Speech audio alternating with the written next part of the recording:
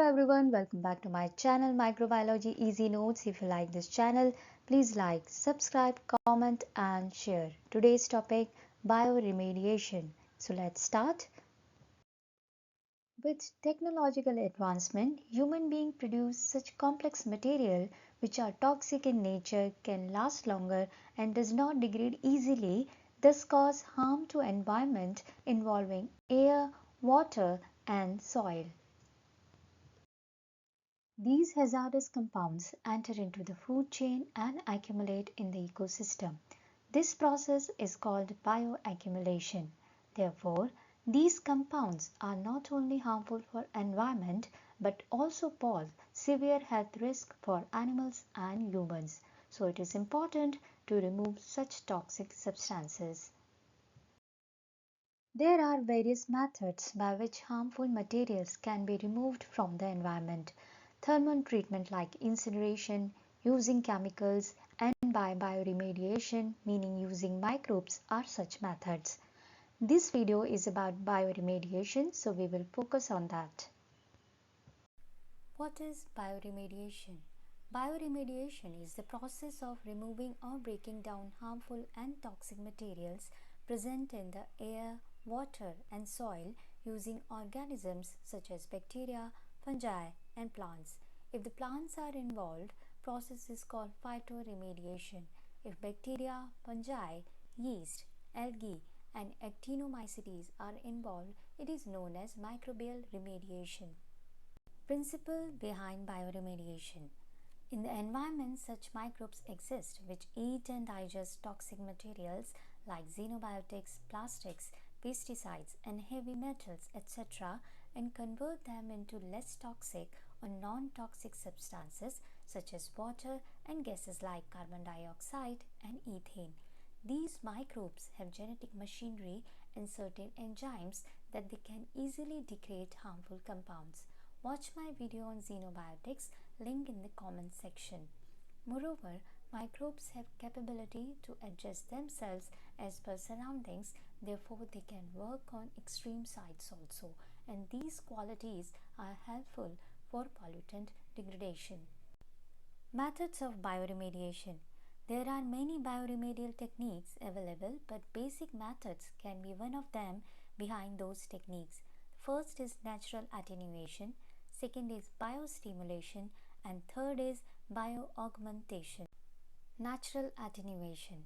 Indigenous microbes or natural population of microbes are able to convert hazardous compounds into non-hazardous substances, then process is called natural attenuation. Biostimulation. When some nutrients are added to contaminated site so that natural fauna of microbes become stimulated and degrade compounds effectively, it is called biostimulation. Bioaugmentation. In some cases, indigenous microbes are not able to do their job. In that scenario, microbes that have specific characteristics are introduced in polluted site in order to clean it. Genetically modified microbes can also be implemented for this process. Then the process is called bioaugmentation. Categories of bioremediation. Majorly, there are two types of categories. First is in situ bioremediation. In situ means in the system. In situ bioremediation is an in-site treatment of contaminants using biological agents where contaminated site is treated without removing the pollutants. It is cleanup approach between microbes and the contaminants directly at the site. Exsitu bioremediation. Exsitu means outside the system. It is an off-site bioremediation method where contaminants are removed or excavated from the contaminated site and transported to other place for the remedial treatment. And now, what are the techniques involved in situ bioremediation and ex situ bioremediation? In situ bioremediation, the techniques are bioventing, biosparging, and bioslurping. In ex situ, there are biofiltration, biopiling, bioreactor, composting, and landfarming. Before going into details of in situ techniques and ex situ techniques, we should know what is water table, unsaturated zone and saturated zone. The water table is an underground boundary between the soil surface and the groundwater. Water pressure and atmospheric pressure are equal at this boundary. The soil surface above the water table is called the unsaturated zone, where both oxygen and water fill the spaces between sediments. Water is present as the thin layer around soil particles. Underneath the water table is the saturated zone, where water fills all spaces between sediments. The saturated zone is bounded at the bottom by impenetrable rocks. And now we come to in situ techniques. First technique is bioventing. Supply of air and nutrients to contaminated soil through wells or vents to stimulate the growth of indigenous microorganisms is called bioventing. So what exactly happens in this process is, if enough nutrients and air are not present in contaminated site, we inject it via a small opening which supports microbial degradation. This is the most commonly used in situ remediation technique. This can be aerobic or anaerobic. The process is employed to degrade simple petroleum hydrocarbons which are present far beneath the surface. Biosparging. In biosparging, under pressure air is injected at the saturated zone of contaminants which cause upward movement of volatile organic compounds to the unsaturated zone, and in unsaturated zone biodegradation takes place. This technique is used to reduce concentration of petroleum constituents that are dissolved in groundwater.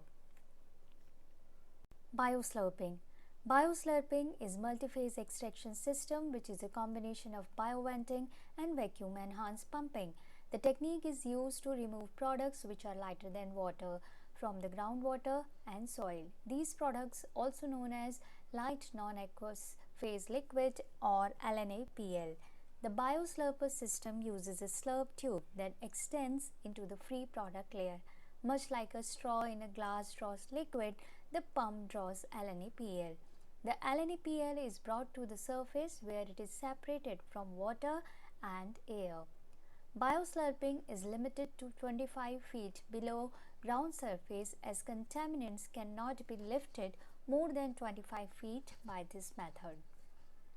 And now, technologies involved in ex situ bioremediation. The first technique is biofiltration. Biofiltration is a filtration process where microbes are embedded on porous material. When contaminated air or water pass through it, particles stuck in pores and microbes present there degrade them eventually. Biopiling. In this process, contaminated soil is excavated and piled at certain place. This pile or a biopile is designed and operated in such a way that provide optimum temperature, moisture content, aeration and nutrient condition to indigenous microbes to promote rapid biodegradation. If necessary, extra nutrients can also be provided. Bioreactor.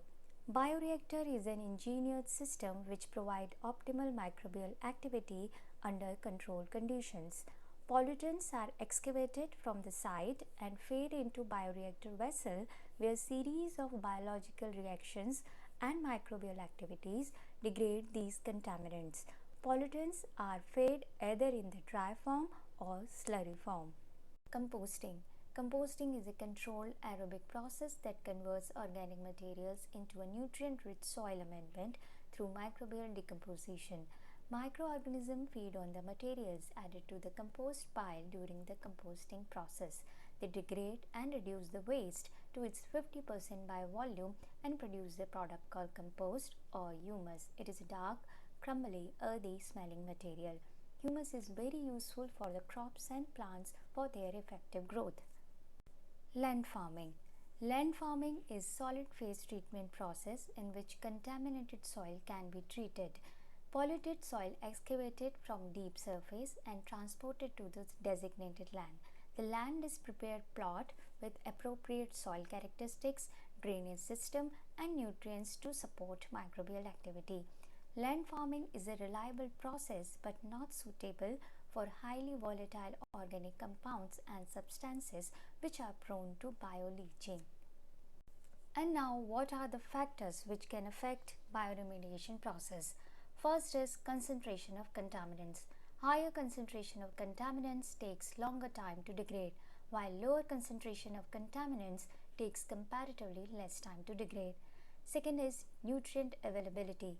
Concentration of nutrients directly affects the growth of microbes. Nutrients like carbon, nitrogen, phosphorus, potassium, and calcium, etc., essential for the growth of microbes. Excessive or lesser presence of these negatively impact the growth of microbes. pH. Optimum pH is required for the bioremediation process, which ranges from 6 to 8. Neutral pH is suitable for the degradation of petroleum hydrocarbons, whereas some fungi and acidophilic microbes degrade contaminants in an acidic environment. Temperature. Optimum temperature for bioremediation is 30 degrees Celsius to 40 degrees Celsius. Next is oxygen. For aerobic bioremediation, oxygen is required, while anaerobic bioremediation process does not require oxygen. Aerobic degradation is much faster than anaerobic process. Advantages of bioremediation. First, it is cost effective. Bioremediation does not require expensive instruments, tools, or equipment. It can be performed inside as well, which reduces transportation cost. Energy consumption in this process is very low. Next is this is environment friendly. This process is done by microbes that do not cause any harm of environment, unlike chemical method or use of incineration. Next, it is versatile. Bioremediation process can degrade wide variety of materials like pesticides, paints, petroleum hydrocarbons, heavy metals and solvents. It can be applied on any environment like polluted air, soil or water. Effectiveness. The effect of bioremediation lasts longer. It also reduces the future risk of recontamination. Next, it is sustainable. It promotes the natural process of microbial degradation and plant-assisted remediation, allowing ecosystem to recover and regenerate over time. Minimum or no site destruction and disruption involved in this process. Less human power is required. Once the system is established, there is no need of 24 hours human workforce. Only monitoring is needed if necessary. Next, it is publicly accepted. Bioremediation is a reliable, effective and low-cost technique, therefore accepted by public and regulatory authorities. Disadvantages of bioremediation. First, it is time-taking. It may take few months to few years to complete this process. Variable effectiveness. Process is only limited to biodegradable waste and contaminants. Materials like plastics are hard to degrade. Next, it is factors dependent. Optimal growth conditions are required for the process. Changes in temperature, oxygen level, or nutrient availability reduce the efficacy of the process.